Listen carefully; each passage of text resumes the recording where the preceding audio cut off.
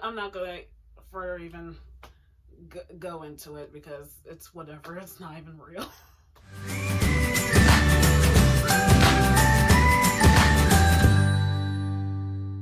Infidelities. I hate when there's a love triangle and then these people are obviously married, obviously in a relationship, yet they're looking elsewhere. Personality. There has to be a reason why these two characters are fighting over one character. There has to be a reason. Number three, none of the characters have any romantic chemistry. You know, it's one thing that your character doesn't have any romantic chemistry with their supposed supposed love interest, but it's crazier when they don't even have romantic chemistry with the other love interest. And other readers are looking at this and seeing that they don't really have that much potential in either of those characters. So they can't even give you a team this or a team that because there's no chemistry. Number four, unnecessary love triangles.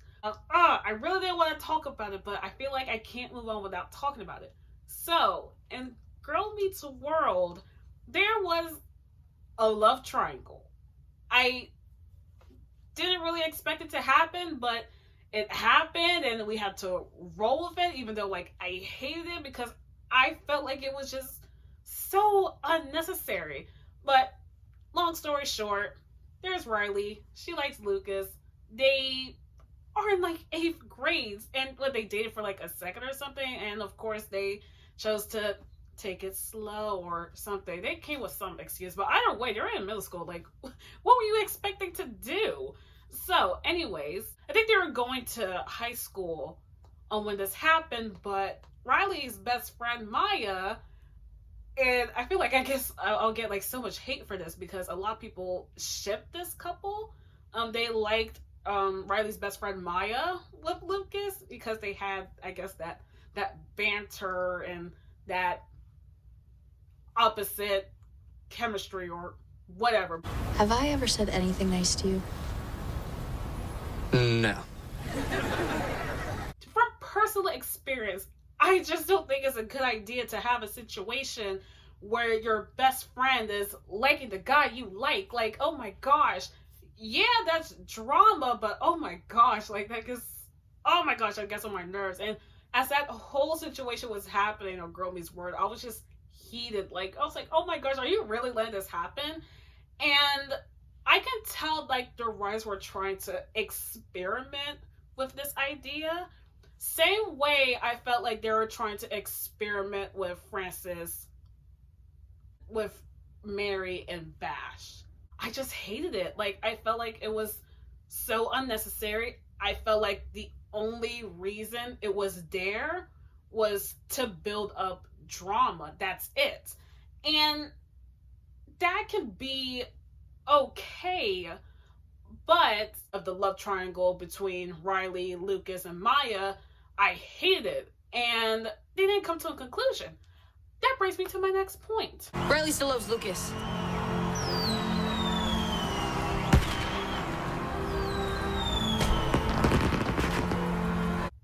Number five, right?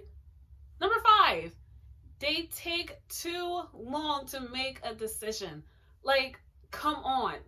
Come on. You cannot be stringing these two characters along. And that's what was happening in Girl Meets World. Lucas had to make a decision if he wanted to be with Riley or he wanted to be with Maya. And oh my gosh, it was so annoying. The reason why I can tell it was experimental because when they finally got down to conclusion, she even realized, like, you know what? I don't like Lucas like that. It was just like, so what was the point of all this? Like, I could tell the writers really just wanted to do it, but they pulled back. And I was like, you know what? Whatever. Because she liked a whole nother guy. So it just came out of nowhere. Well, I was thinking that if we were together a little more, that you would only talk to other people a little bit, and you would talk to me a lot. That's what you were thinking? Yeah. I also don't think it's fair for that main character to string those two love interests along while they're taking their time to decide who they like, and these characters are living their lives. I like this girl, I hope she picks me. I like this girl, I hope she picks me. Like, this is how they have to go about their lives until this girl makes a decision.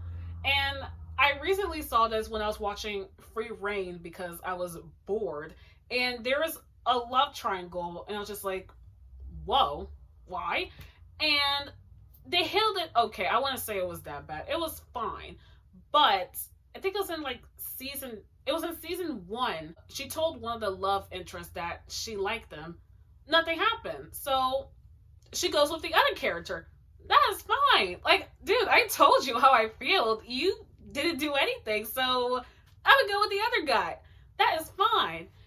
And then I think somewhere in season 2, there's a kiss with the original one she liked, and she was dating the other one, and he found out, and then it turned to a whole fiasco. Wait, why didn't you go? I know why. Because with me gone, you could have Zoe to yourself.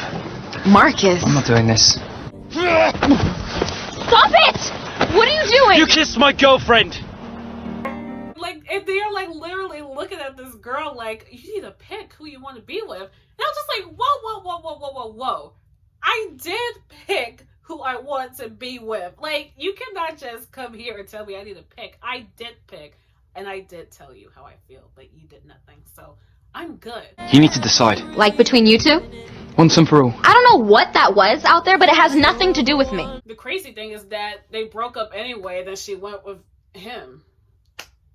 So I feel like I'm repeating myself with this one, but I hate when there is a love triangle only to get back with the original love interest. So I've seen love triangles where the main character is with her love interest. They have a fight here and there. Here comes along a new guy, and she's started to like him better than her previous relationship. So of course it'll be a good idea to go out with the other guy.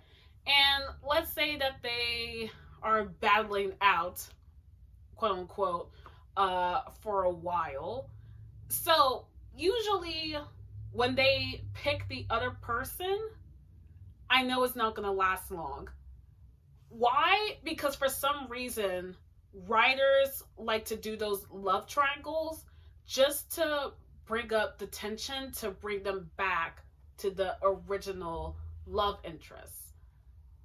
And to me, that makes no sense. Oh, I almost forgot this one, and I don't know how, but the example about having a love triangle and then that character is solely there just to put them back with the original one is Fuller House. Oh my gosh, I don't know how I forgot this. And this was probably one of the reasons why I stopped watching Fuller House. Well, other than the jokes just started to be corny, and I was just like, okay, I can't handle this no more. I hated that love triangle with DJ, Matt, and Steve. I just hated it. I hated it. Why? I wanted DJ with Matt. I don't know why I wanted, because I knew at the end of the day they were going to put her with Steve, but I was just hoping anyway. And you see how they had that battle? She chooses Matt. Well, actually, he took the initiative and stuff, so she was with Matt first. Once that happened, I was like, no, they're not gonna last. Because at the end of the day, they're just gonna have her realize, I love Steve, I'm gonna go back with Steve. And that's exactly how it unfolded. And yeah, like, I guess you can say that's kind of sort of what happened with Kissing Booth 2, and possibly P.S. I Still Love You. Like I said, I haven't read the books yet. I have them, I just haven't had time to sit down and read it. But even though they had these other options, they still go back with their original love interest. But I would say what I did like better in P.S. I Love You is that Peter had a better grand gesture. I mean, a lot of people were upset that Laura Jean picked Peter instead of John Ambrose because it was John Ambrose, and I mean, for real, it was Jordan Fisher. But when Laura Jean and John Ambrose, I think they kissed and they didn't feel any spark. That's when Peter showed up at the door, and of course they were broken up at this time, and that's when she realizes that I want to get back together with you and stuff. But he made a grand gesture because he showed up and it was that way, and then he remembered she hates driving in the snow. That is a huge grand gesture, and she didn't expect it, we didn't expect it, so that's great. So in a way, apart from John Ambrose's character, they handled love triangles better because at least they broke up. In Kissing Booth 2, there was no breakup. It was just the misunderstanding. So, and misunderstandings, I feel like shouldn't excuse for the things to happen. I mean, of course, she regretted when she did kiss Marco and stuff.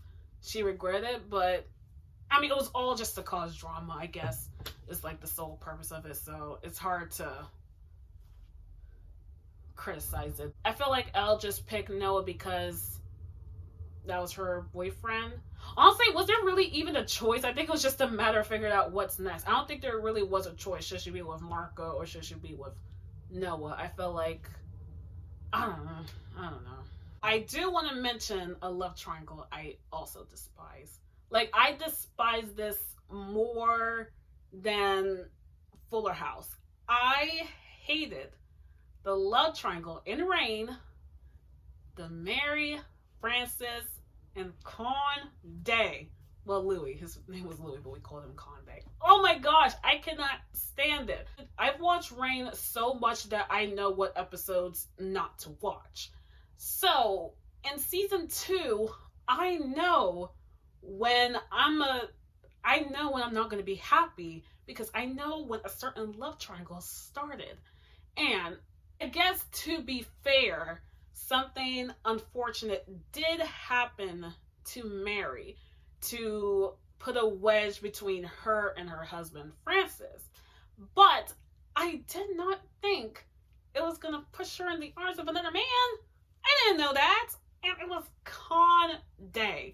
So I felt like they really could have handled this like so well. You know, she receives a letter. He says, I'm in love with Mary. I'm in love with Mary. But God, did she have to fall for that too? Like, oh my gosh, there's a scene where like she revealed that she has feelings for him too. I'm just like, what? Why? When? I didn't want to lose you.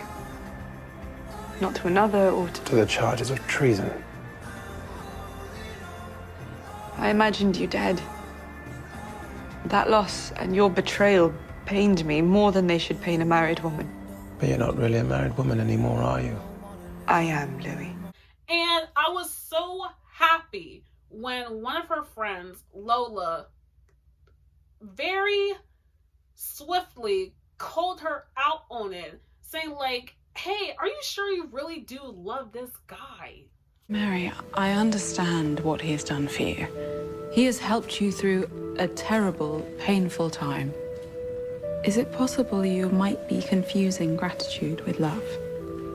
I'm not going to abandon him.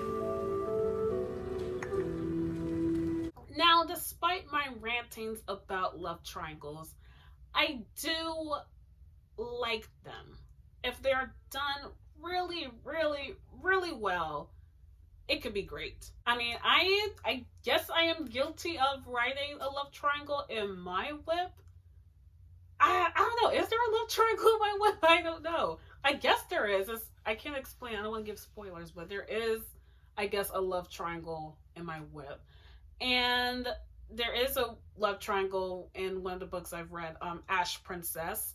I'm currently on book 2, but I do like it because I like it. I really do like it. A lot of people said that they didn't like the love triangle in Ash Princess, but I don't know. I kind of like it. So thank you guys so much for watching. Please subscribe to my channel and make sure you hit that notification button so you can be aware whenever I make a new video. Also, forget to mention that I am moving my videos to Fridays instead of Wednesdays. semester started and I just got so much to do, and Wednesdays come so fast for me. So I realized that I don't have time to do it. So Fridays actually are better for me. So every Friday a video. So Friday. Anyways, follow me on Instagram and on Twitter so you can get an insight of my writer's journey. And don't forget, guys, to hang on tight because we're writing something great.